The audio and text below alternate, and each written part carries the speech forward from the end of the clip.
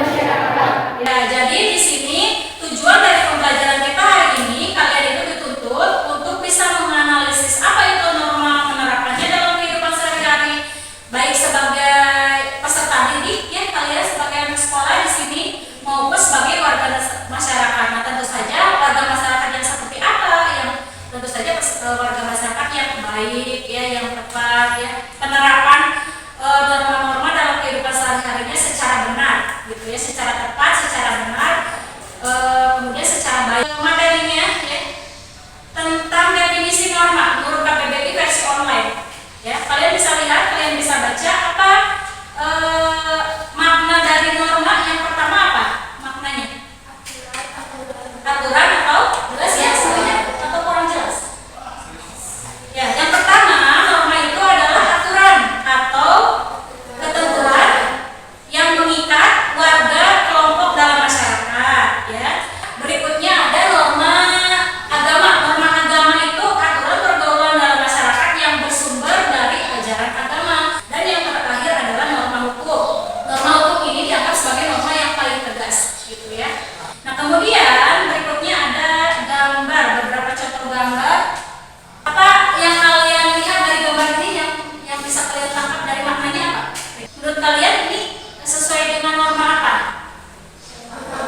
Norma agama ya, kerukunan antar umat beragama. Lalu ada lagi ini apa? Norma kesopanan ya. Norma kesopanan itu ya sudah dilihat ya, itu bisa dilihat dari perilaku anak yang lakunya ya. Lalu ini apa coba? Ini sesuai norma atau tidak? Ini lagi apa coba? Gambarnya. Ya, nyontek ya, kelihatan banget lirikannya. Nah, itu berarti tidak sesuai dengan norma. Gambar yang nyontek ini pelanggaran norma apa menurut kalian? Norma susila. Karena ini berdasarkan hati nurani. Kira-kira ya, kalau misalnya kalian nyontek merasa bersalah atau gimana, meskipun tidak diucapkan ya, merasa malu, merasa bersalah, menyesal. Nah, ini norma sosial, pelanggaran norma sosial. Oke, ada beberapa gambar lagi. Ini apa? Pelanggaran norma hukum. Ya, bullying tidak sesuai dengan norma apa? Norma susila. Ya, bagus norma susila. Kasus suap ya, suap itu melanggar norma apa? Norma hukum ya, udah jelas. Nah, itu ada beberapa gambar-gambar yang kaitannya dengan norma, baik yang sesuai dengan norma maupun yang melanggar norma. Kalian dibagi kelompok dulu ya, dibagi kelompok sudah ya, sudah ada kelompoknya masing-masing. Nanti ada lembar kerja ya, lembar kerja peserta didik yang harus kalian kerjakan bersama-sama dengan kelompoknya. Nanti ibu akan nilai ya, mulai dari kalian kerjasamanya bagaimana ya, sesuai tadi profil pelajar Pancasila, harus ada unsur gotong royong, unsur kreativitas ya.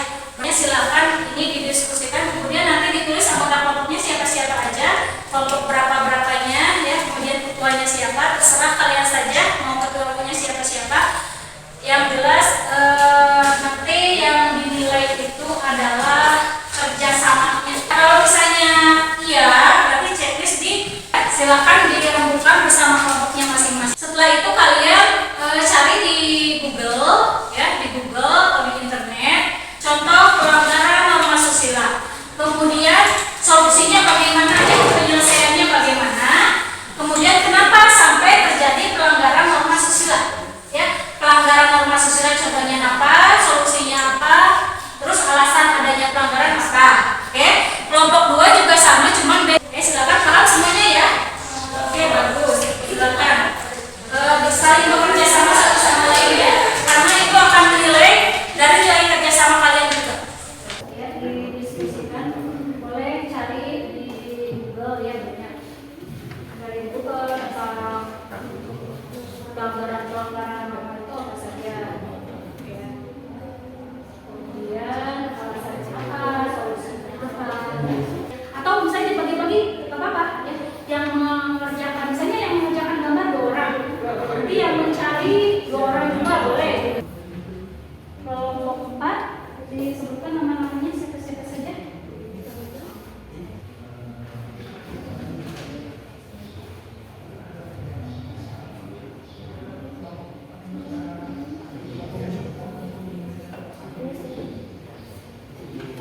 Ya, oke. Akan mempresentasikan norma-norma yang sudah diberikan oleh Ibu. Ya.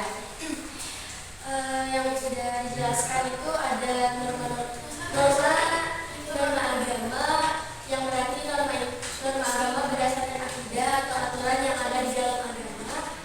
Terus ada norma kesusilaan yang berarti berdasarkan hati nurani atau akhlak manusia dan sifatnya umum. Itu yang kedua ada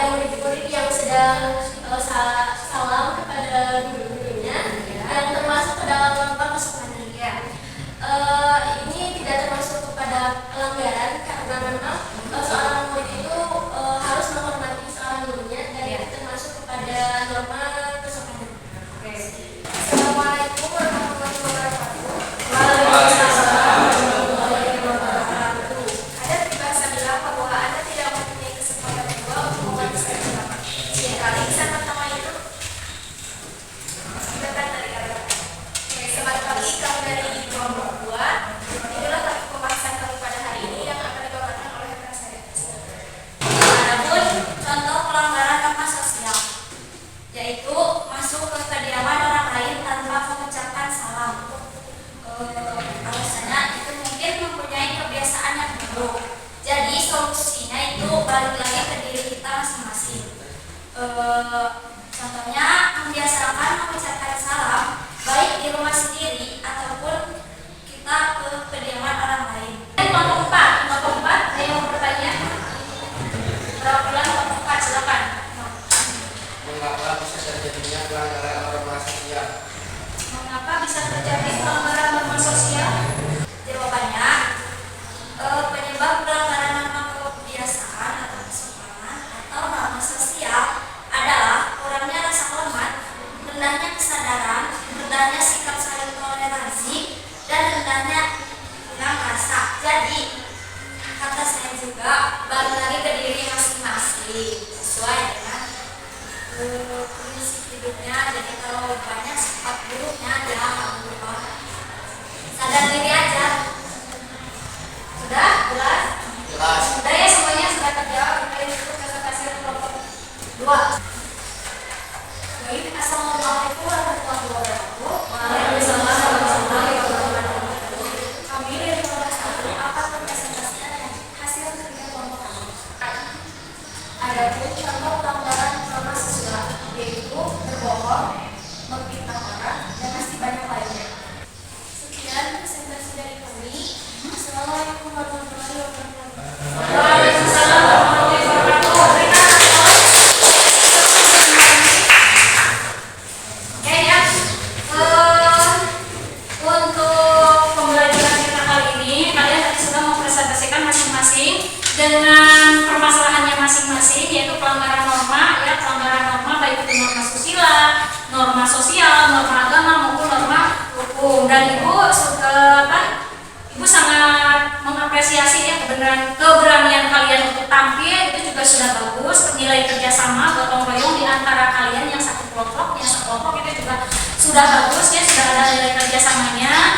Nah sekarang juga prosesnya atau evaluasinya ibu secara lisan aja ya, biar cepat. Kalian tinggal jawab aja, yang tahu silakan acungkan tangan. Itu juga bagian dari penilaian individu ya, dan keberanian. Nah setelah kita mempelajari norma tersebut, nah kira-kira menurut kalian dari keempat norma tersebut semuanya sudah kalian taati atau belum? Dari norma sosial, norma kesopanan, norma agama, norma hukum, sudah kalian taati atau belum? Atau ada nggak di antara keempat norma tersebut yang kalian pernah langgar? Ada norma apa yang pernah dilanggar? Norma hukum, contohnya apa? Ya, jadi pelanggaran lalu lintas ya, bagus kalian jujur. Ya, kemudian apa lagi? Norma apa lagi? Norma susila, kenapa? Nyontek, ya sekarang nggak sadar ya itu nyontek. Lalu apa lagi yang sudah kalian lakukan pelanggaran? Nggak apa-apa ya, kita sebagai bahan koreksi supaya kedepannya kita lebih bisa mentaati lagi norma. Oke. Nah kemudian pertanyaan post-test yang berikutnya adalah ya, apakah di lingkungan sekolah kita itu ada norma? Ada ya, keempat norma itu ada. Sudah diterapkan dengan bagus atau belum? Masih dalam proses. Ya, mungkin masih dalam proses pelaksanaannya. Kesimpulannya dari pembelajaran kita kali ini ya, setelah kita membahas tentang norma, keempat norma tadi, ibu hanya ingin menguatkan dari 4 kelompok tadi yang presentasi ya, dari presentasi kalian, mulai dari norma pertama norma susila, yaitu norma susila itu sumber aturannya berasal dari hati nurani manusia yang dianggap baik atau buruk ya, yang sesuai dengan hati nurani manusia. Nah, biasanya itu sanksinya atau punishmentnya itu rasa bersalah, rasa malu ya, yang dirasakan oleh dirinya sendiri yang melanggar norma susila gitu. Tadi itu sudah berikan post-test secara lisan ya, kalian bisa menjawabnya. Alhamdulillah, berarti kalian sudah paham ya. Oke, untuk minggu berikutnya kita akan mempelajari tentang pengenalan terhadap Pancasila dan Undang-Undang Dasar, ya, hubungan antara Pancasila dan Undang-Undang Dasar. Terima kasih untuk pembelajaran kali ini. Alhamdulillah kalian sudah paham. Sampai jumpa untuk pertemuan berikutnya. Terima kasih atas kontribusinya, atas partisipasi kalian. Wassalamualaikum warahmatullahi wabarakatuh. Waalaikumsalam.